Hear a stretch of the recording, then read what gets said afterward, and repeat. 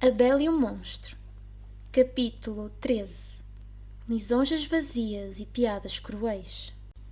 Quando Maurício estava a ser conduzido para a aldeia pela velha carruagem, uma nova tempestade, desta vez de frio e neve, abateu-se sobre o condado.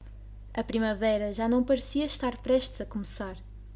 O sol tinha-se posto e pouco se podia fazer no exterior. Muitos aldeões estavam na taberna, abrigando-se da intempéria e recuperando dos trabalhos do dia. Sentado no lugar de honra e rodeado pelos seus troféus de caça, Gaston, assistido como sempre por Lefou, bebeu e amaldiçoou a sua sorte. Ainda não tinha recuperado a rejeição de Bela. Ela tinha-o humilhado. Não percebia porque é que o tinha feito, e isso fazia com que a odiasse. Odiava aquela rapariga convencida que se achava demasiado boa para ele e que o fizera passar por parvo. Quem é que ela pensa que é? Perguntava a quem o quisesse ouvir, que era, naturalmente, Lefou. O resto dos aldeões preferiu dar espaço a Gaston para que não descarregasse neles a sua raiva e frustração. Nem as suas admiradoras mais dedicadas se atreviam a aproximar-se demasiado. Aquela rapariga meteu-se com a pessoa errada. Continuou indignado e a pensar em como se poderia vingar. Ninguém diz que não ao Gaston. Tens toda a razão, respondeu Lefou, aproximando-se dele com 2 canecas de cerveja. Descartado, rejeitado, humilhado publicamente. Gaston pegou nas 2 canecas e continuou a sentir pena de si mesmo. É demasiado. Não consigo aguentar. Mais cerveja? Perguntou Lefou, solícito. Para quê? Não adianta, estou desonrado. Quem? Tu? Nunca? Disse Lefou preocupado. Gaston, vá lá. Homem, tens de tentar animar. Aquilo não podia continuar, decidiu, e por isso recorreu a um expediente que nunca falhava. A lisonja. Gaston era muitíssimo sensível à lisonja.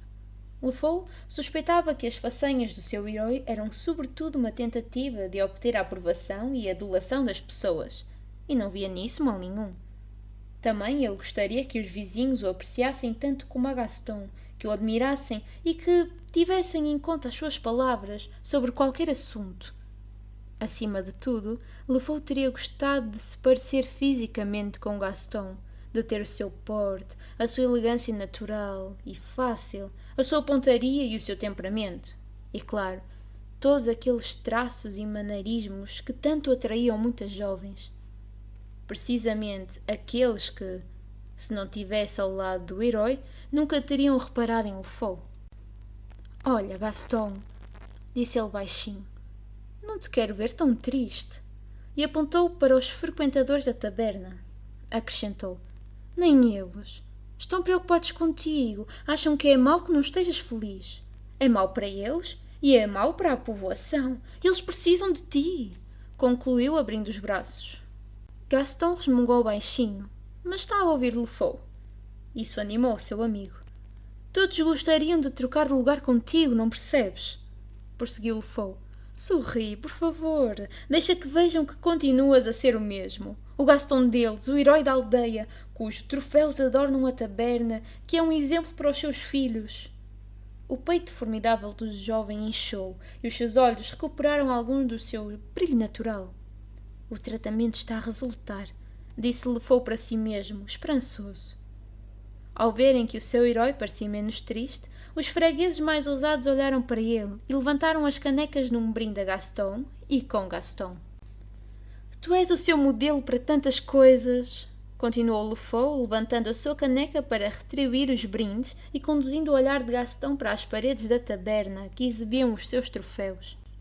O melhor caçador, o corredor mais veloz, o mais forte, o mais astuto, o mais teimoso, que o digam este urso, aquele lobo, aquele veado de hastes enormes. As 3 admiradoras incondicionais juntaram-se aos brindes a Gaston. Sorriram-lhe sedutoramente e aproximaram-se da mesa que ele ocupava. Tinham ouvido Lefou expor os méritos do jovem e queriam acrescentar à lista algumas qualidades que, inexplicavelmente, ele ainda não tinha mencionado. Isso está muito bem, disse a mais ousada das 3, enquanto as companheiras se contentavam em sorrir.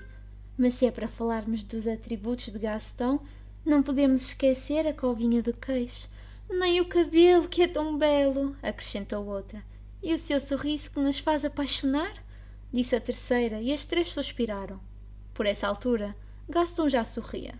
Bem, tenho de admitir que não estou nada mal, disse, penteando o cabelo para trás com a mão e fleteando os bíceps ao mesmo tempo. O herói, corpulento e belo por fora, mas de espírito pequeno e mesquinho, sentiu-se reconfortado com a torrente de elogios e começou a recuperar a iniciativa. Diante dos seus troféus, rugiu como um leão. Cerveja para todos! Gritou, a convite do Gaston. Um coro de vivas e gritos saudou o anúncio, e os fregueses, felizes por terem o seu herói de volta, aproximaram-se para lhe agradecer e mostrar o seu apoio. Lefou sorriu, satisfeito, e bebeu um longo trago da sua cerveja. A taberna estava movimentada, quente e alheia ao nevão que se abatia lá fora, quando a porta se abriu e Maurício entrou, desgrenhado, trazendo consigo o frio e a neve. Socorro! Gritou. Tem de me ajudar! Maurício, o que faz aqui? O que se passa consigo? Gritou o taberneiro. Por favor, implorou o inventor, indo de mesa em mesa, de freguês em freguês. Preciso da vossa ajuda, insistiu Maurício, tentando abanar os corpos e as consciências de todos. Ele tem-na presa numa masmorra! Olharam todos uns para os outros e sorriram. Como estavam convencidos de que o inventor era um velho louco, não queriam levá-lo a sério. Ele apanhou a Bela! Temos de ir salvar! Não há um minuto a perder! Gritou Maurice em desespero. Calma, Maurice! Interviu finalmente Gaston. Quem é que diz que mantém a sua filha presa? Um monstro! Uma besta horrível e monstruosa! Esclareceu o inventor, olhando para o herói. Alguns aldeões começaram a rir-se abertamente das palavras do velho. É um monstro muito alto? Perguntou um deles. Enorme!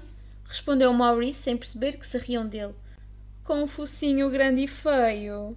Perguntou outro freguês, dando seguimento àquela piada cruel. Muitíssimo feio! Concordou, um pouco impressionado com o facto de os seus vizinhos estarem a descrever a criatura. E presas compridas e afiadas? Interveio o outro brincalhão. Sim! Garantiu Maurice, agora um pouco desconfiado. As suspeitas do velho aumentaram o riso dos bajuladores. Apenas um outro homem idoso, sentado numa mesa isolada, olhava para Maurice sem rir.